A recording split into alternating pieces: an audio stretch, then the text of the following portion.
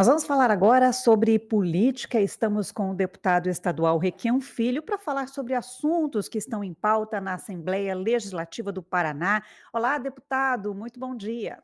Bom dia a você, bom dia aos ouvintes e a toda a equipe da CBN. Deputado, mas antes de falar de projetos em pauta na LEP, eu gostaria que o senhor comentasse sobre o resultado da pesquisa divulgada ontem, divulgada nessa segunda-feira pelo Instituto Paraná Pesquisas, uma sondagem sobre intenção de voto para o governo do estado, e o nome do senhor aparece em segundo lugar, pelo menos dois cenários, né? Qual a sua avaliação? Minha avaliação é que é um reconhecimento de uma posição clara, objetiva, forte até, de independência do que acontece hoje na política aqui do Paraná e na política federal. Eu tenho trabalhado muito com a coerência entre o discurso e a prática. Isso me fez criticar tanto o governo federal quanto permanecer e fazer oposição aqui no Paraná ao governo Ratinho. E esse reconhecimento vem através dessas pesquisas e, no meu entender, mostra que o Paraná está um pouco cansado dessa radicalização de lado A e lado B, nós e eles, e está disposto a discutir um projeto de Paraná de médio e longo prazo. Essa independência tem relação também com o fato do senhor não estar sem partido nesse momento? Tem também essa relação, eu permaneço com a minha ideologia, minhas bandeiras e meus ideais intactos. Inclusive, eu saí do partido que estava porque não aceitava flexibilizar essas posições que são, no meu entender, inegociáveis. Uma vez que você se elege com um discurso, você tem que colocar esse discurso na prática. E o partido no qual eu estava, o PT, não fazia isso. Então, hoje, fora do PT, busco outros partidos. Provavelmente o PDT já está tudo encaminhado, tudo certo.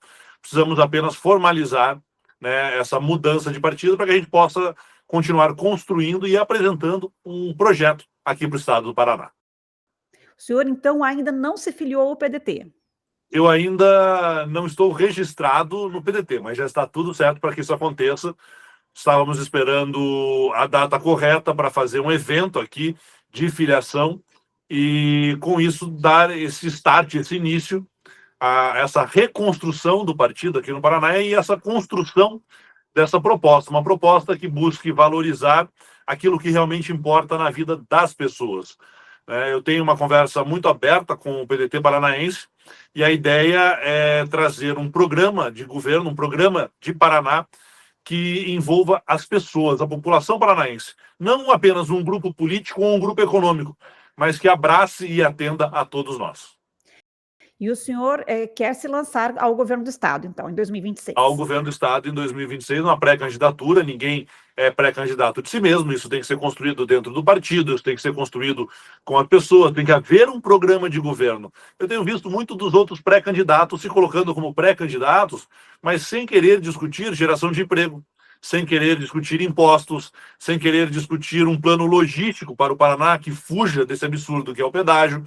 Então, nós temos aí uma construção de educação, de saúde, de segurança, que vem sendo deixada de lado no debate. E eu quero justamente trazer isso para o debate. Aquilo que importa na vida das pessoas que fazem o nosso Paraná girar, que fazem o nosso Paraná existir como Estado. E ninguém tem discutido isso. E eu tenho convidado as pessoas para isso, com um movimento que nós chamamos Paraná em Movimento. Chamar as pessoas a essa ação de pensar a política e de pensar o nosso Estado. Qual é a alternativa ao pedágio? A alternativa ao pedágio, hoje, infelizmente, que está na mão do governo federal, onde todas as nossas estradas, todas as estradas paranaenses foram cedidas ao governo federal para eles fazerem com elas o que bem quiserem entender, é tentar resgatar algumas dessas estradas e voltar a fazer com que o DR, que é o Departamento de Estradas e Rodagem do Paraná, volte a ter maquinário, volte a dar atenção e manutenção a essas estradas e buscar, sim, investimentos para duplicação, para novos viadutos, para terceiras faixas. Veja, o Estado não tem dinheiro, nem o pedágio, porque o pedágio acabou de ganhar mais de 6 bilhões de reais do BNDES. Ou seja, ele está ganhando dinheiro, está cobrando, as obras não estão acontecendo e ele já ganhou 6 bi antecipados. Esses 6 bilhões de reais na mão do Estado poderiam também ter sido aplicados para duplicações, para novos contornos, novos viadutos. Então, o dinheiro está lá, mas eles estão mais preocupados com a propaganda. Porque se é o Estado que investe 6 bilhões nas estradas, eles dizem que nós temos um déficit de 6 bilhões. Se é o pedágio que investe os mesmos 100 bilhões e cobra da população que usa as estradas, eles dizem que há um superávit de 6 bilhões. Então, é um jogo de palavras, é uma semântica. E eu acho e acredito que o Estado bem gerido, honesto e transparente, ele colocaria com esses mesmos 6 bilhões muito mais asfalto no chão. Uhum. O senhor se refere, então, a um recurso que que está disponível para financiamento pelo BNDES aos consórcios que venceram as lotes? Exatamente, os consórcios venderam os lotes, não vão colocar nem a mão no bolso, estão ganhando dinheiro com um prazo enorme de pagamento, com juros baixinhos. Por que esse dinheiro não foi emprestado para o Estado do Paraná? Veja, sem o lucro da pedageira, sem a contratação de terceiros, sem o intermediário nisso tudo, esses 6 bilhões seriam muito mais aplicados em obras. Desses 6 bilhões, sabe-se lá quanto por cento disso, perto até de 30% disso, vai para lucro de pedageira, lucro do terceiro, manutenção do sistema. Não faz sentido. Se o dinheiro está disponível, por que nós estamos emprestando ele para a CCR, por exemplo, que já se declarou corrupta, assumiu corrupção, fez um acordo com o Ministério Público e agora vai pegar de novo um lote do pedágio?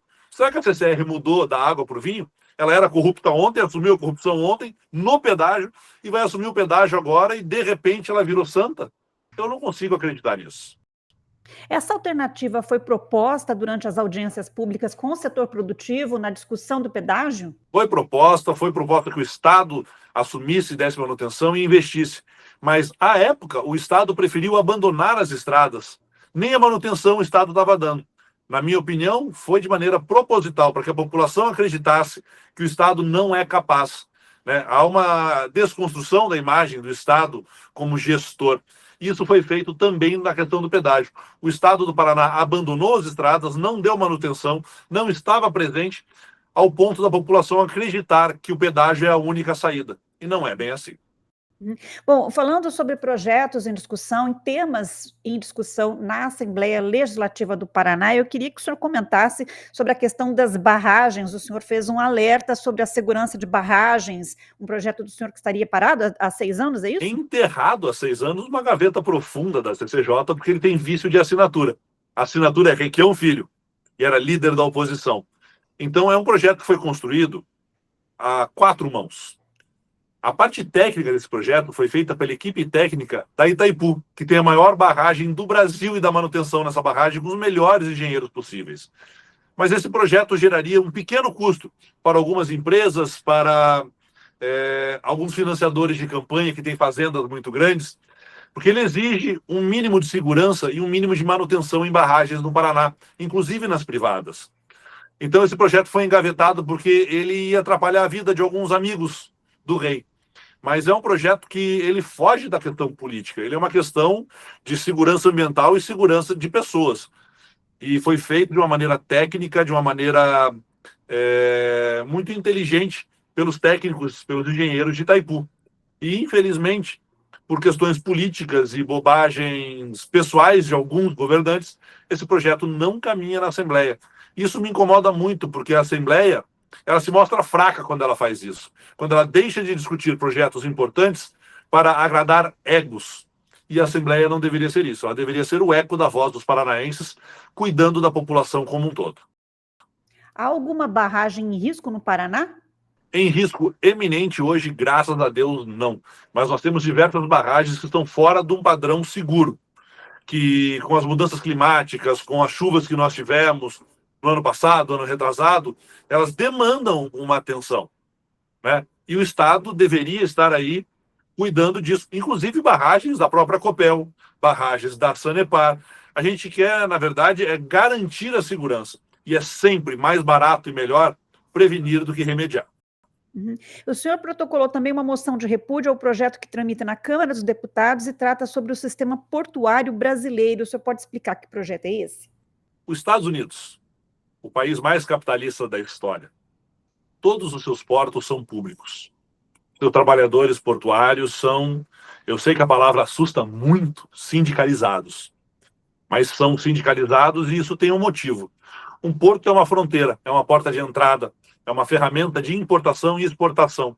E esse projeto que acontece, que está na Câmara Federal, ele busca uma terceirização e uma privatização, inclusive da mão de obra portuária, trabalhando com a mão de obra mais barata, acessível, não com a mão de obra mais preparada possível. E em alguns casos, a mão de obra portuária, ela exige, né, uma qualificação. E veja, estamos falando de fronteiras. Trabalhar com o mais barato possível não é interessante, né? Abrimos nossas fronteiras para importação e exportação de drogas, por exemplo, e perdemos o controle do que entra e do que sai do Brasil. Perdemos o controle das nossas exportações. De repente, um porto resolve não exportar mais soja, porque ele agora é privatizado e aquele porto foi comprado por alguém que interessa mais exportar apenas containers. Então, é um fator de mercado estratégico.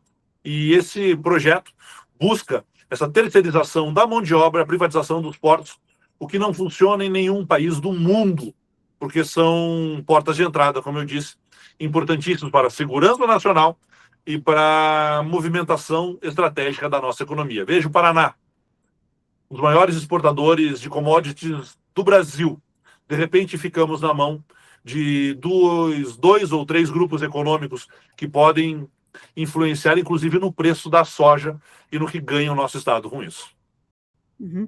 E qual é o efeito, o impacto de uma moção de repúdio numa Assembleia Estadual para um projeto que tramita no Congresso Nacional? Mostra para o Congresso que nós estamos prestando atenção.